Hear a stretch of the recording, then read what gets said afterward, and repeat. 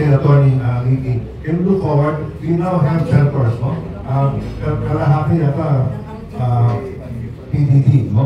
In a way. Okay. Yes. Ano outlook mo sa new Congress?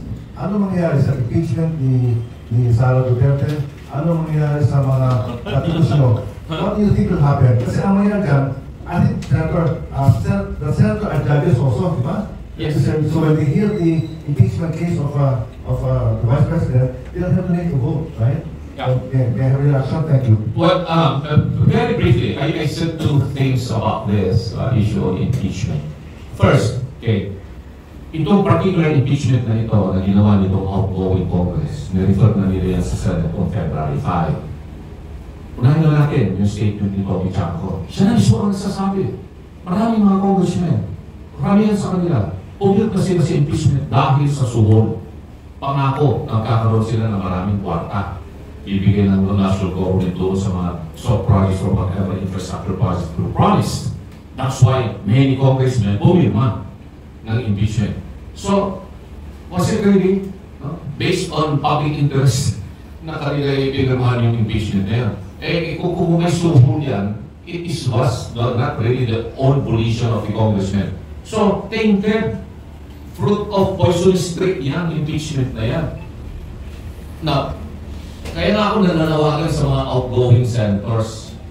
Anyway, you're going to hold session June 2. You can transform the Senate into an impeachment court. So be it, you can do that. You can approve your rules.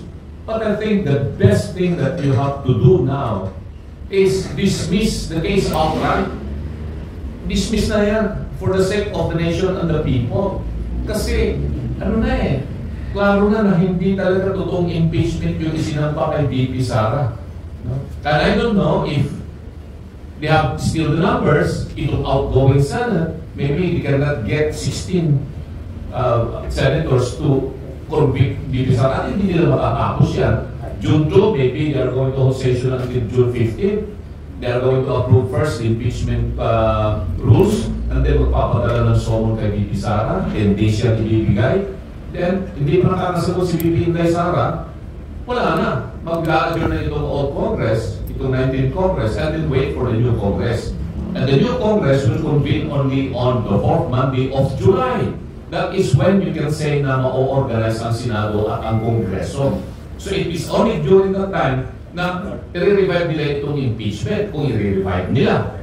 Ang opinion ko kasi, itong impeachment case na sinampa noong February 5 is a product of the old or outgoing Congress. So it is a pending matter under the old Congress. At alam nila ni Mang Higi, sa House of Representatives, pagdating ng June 30, wala ng House of Representatives. Completely not a continuing body.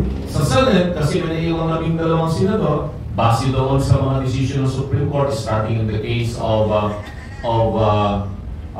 Neri versus Senate of the Philippines, Garciliano versus House of Representatives, Romero versus Estrada, and very recently, Arvin Balat versus the Senate of the Philippines.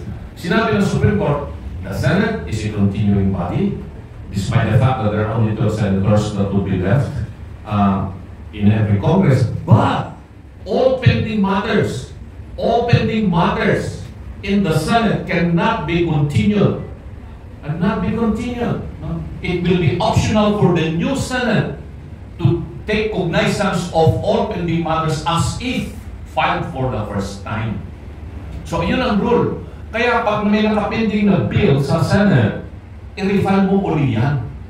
I-refile mo. Pag may nakapending na matter pursuant to ratification of treaties, kasi the Senate has the sole power to ratify treaties, i-refile uli yung ratification. Of course, the proceedings that took place in the discussion before the committee in the Senate of a particular bill or a particular treaty to be ratified can be adopted by the new Senate. No?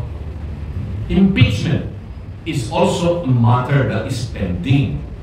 However, the Senate cannot take cognizance of the pending matter na impeachment because it's going to be treated a new one dahil may constitutional prohibition for a new impeachment complaint to be filed against the same official within the period of 1 year after it was initiated.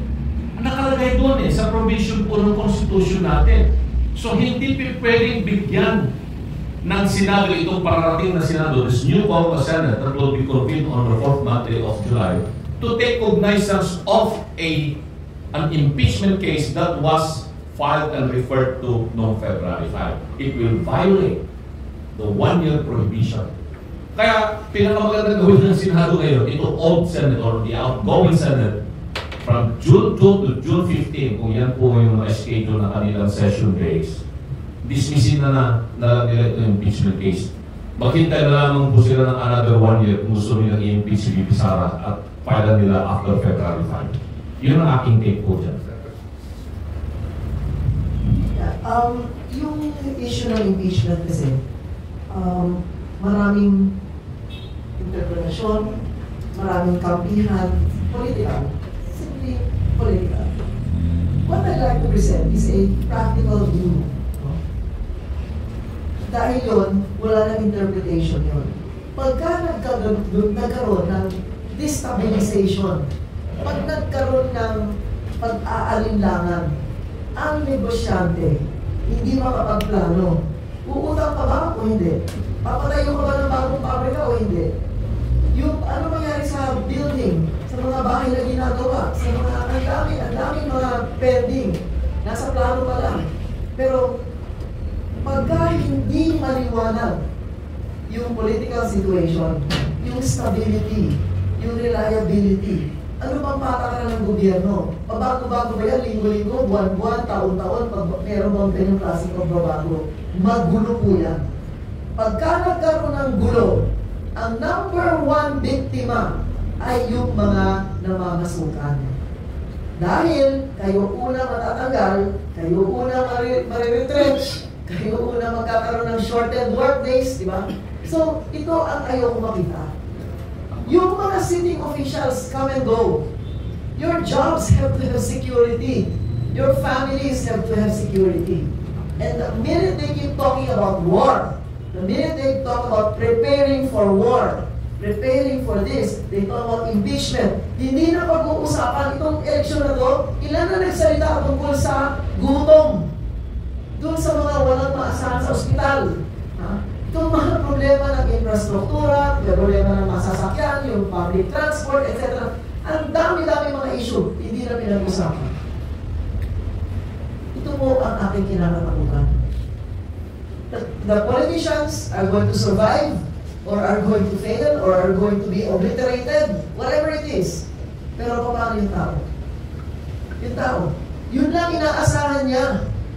Yung araw-araw niyang kikitain. At mawawala yan dahil yung magbibigay noon, hindi malaman kung meron pa akong kikitain para bayaran yung interest ko sa bangko o yung aking fasilidad, yung aking pabrika, yung aking pinagkakakitaan ay mawawala na lang. So this is my concern. I am afraid of this. The more they talk about war, because China will invade us, mga ganyan, yung ganyan pananakot, ang unang matatakot negosyante. Ang unang matatakot negosyante. Those who have something to lose. And those who have something to lose can afford to lose it. But we cannot afford as a people, you know, to just keep quiet and just accept and just pray. Hindi mo mangyayari lang. Yung gusto natin hindi mangyayari. We have to ensure stability, peace, in order to attain development, in order to attain hope, yung parang meron pala tayong pag-asa. Dahil pag yan ang pinag-uusapan, we see only one thing, destruction, total destruction, total annihilation. So all those that are, you know, warmongers and war freaks, no, tigilan niya. Dahil ang kinabukasan ng taong bayan nakasalalay dyan sa mga inyong salita.